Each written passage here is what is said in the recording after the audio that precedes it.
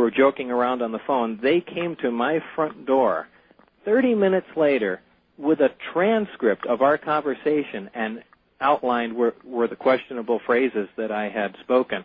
Now, this is amazing to me, considering the closest FBI building down here is on Charleston and Maryland 3rd or Charleston and Maryland Parkway. But, I mean, that's an amazing feat. It almost makes me think they had a little mobile setup somewhere. Well, it is. You're a computer guy, and I've heard, maybe you could confirm this for me, that the NSC has the ability to have supercomputers which virtually are monitoring perhaps even millions of conversations, looking not at the entire conversation, but listening for key words. Well, that's how they caught that drug kingpin down in, where was it, Panama or Mexico? That's right, and yeah, that was cellular. They scanned every single phone line and just picked out certain words and grabbed them. So I encourage my audience to constantly, in the middle of a conversation, just simply say, kilo, kilo. Art, actually, we say assassination, president, things like that. Oh, jeez. All right. Well, anyway, so onward to Area S4. I guess is it a paved road or a bumpy little ride? That's quite a bumpy little ride. It's a dirt road down there, follows along the base of the mountain, and coming up to the facility, it's right off of Papoose Dry Lake Bed. Mm-hmm. And there's a small mountain range on the side, and built right into the side of the mountain is the installation itself, the S4 installation, and it's composed of hangar doors around one side, and then I believe on the on the south-facing side, there's is the main entrance into the facility.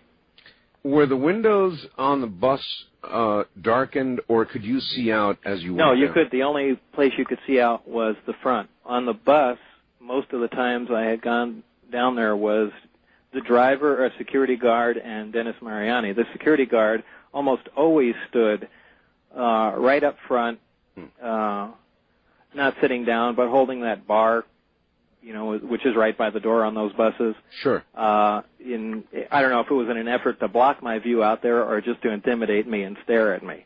But that's how he rode the entire trip down there. So it was always difficult to see exactly where we were and what was in between. Right. Well, there's really nothing in between. It's pretty much desert. Dennis Mariani, who was he? He was my supervisor. What his exact position was pretty much unclear to me. He's a stocky guy, smokes a cigar, kind of looked very military-looking, short blonde hair. It's about the best I could describe him. Maybe, late 30s, early 40s. Not gregarious, more security-like? Yes. So I really don't know what his exact function was in the world. But he didn't wear a military uniform, though, did he, Bob? No, he didn't. Clothes. Right, civilian. But you can kind of tell military guys. Yeah, just by the way they look. And the way they comport themselves and so forth and so on.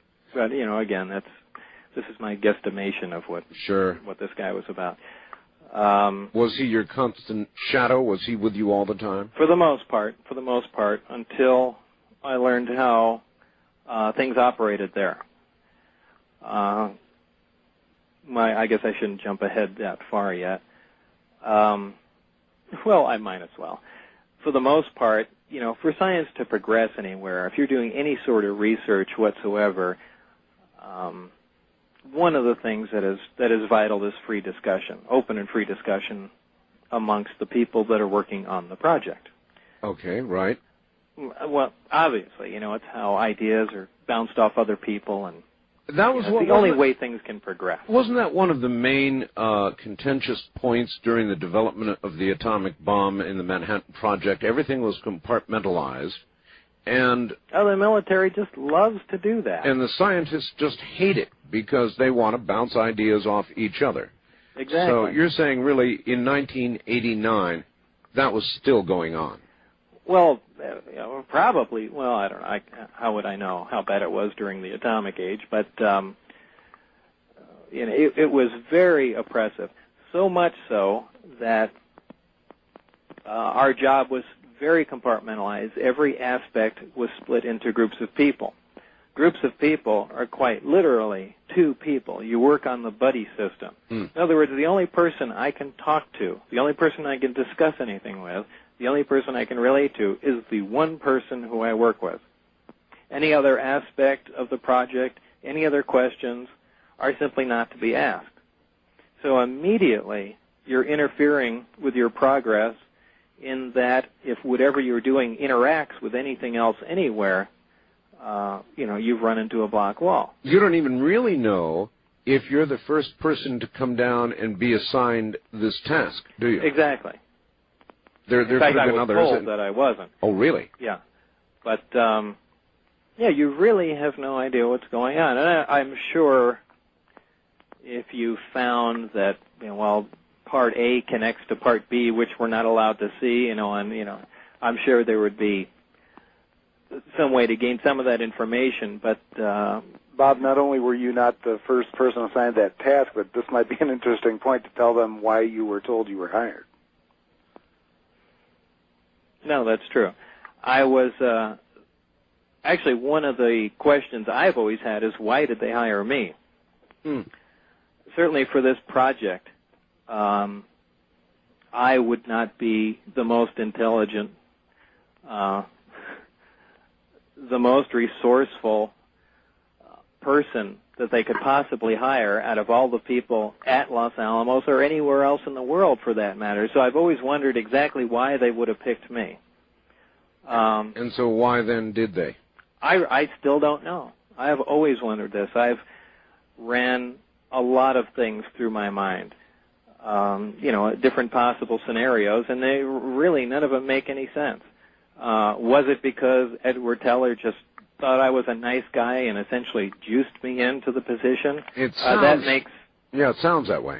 Yeah, but, in a project like this, why would something like that happen where every person counts? You're talking in a project where there are only actually 22 active people working on it.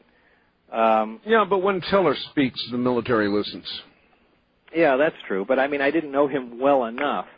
As far as my scientific background, it was actually fairly limited. I was working at Los Alamos on working with the accelerator at that point, so it really wasn't a propulsion-based job, anything to do with, what I was about to have my hands on. Maybe they assumed you did have the right background. Maybe they didn't really know what they had on their hands.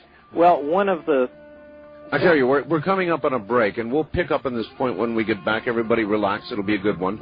Bob Lazar and Gene Huff are my guests. Belt in. It's going to be a good one.